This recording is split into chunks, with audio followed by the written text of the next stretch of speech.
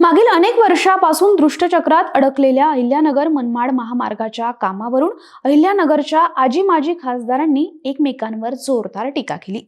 जनतेचं कंबरड मोडलं जात असताना अहिल्यानगरच्या आजी माजी खासदारांमध्ये क्रेडिटवरून एकमेकांविरोधात तोफ डागली। माजी खासदार सुजय विखे म्हणाले की काही लोक असं भासवत आहेत की माझ्या उपोषणानंतरच नगर पाथर्डी महामार्गाचं काम पूर्ण झालं। त्यांच्या उपोषणानंतर नगर मनमाड रस्त्याचाही प्रश्न सुटायला हवा होता असं म्हणत नाव न घेता माजी खासदार सुजय विखेंनी विद्यमान खासदार निलेश लंकेंवर टीकास्त्र डागलं।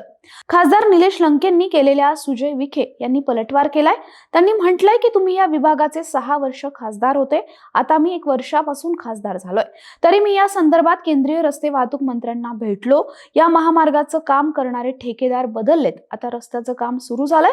हे काम माझ्याच कार्यकाळात सुरू झालं आणि पूर्णही माझ्याच कार्यकाळात होईल असं म्हणत निलेश लंकेंनी सुजय विखेंना प्रत्युत्तर दिलं।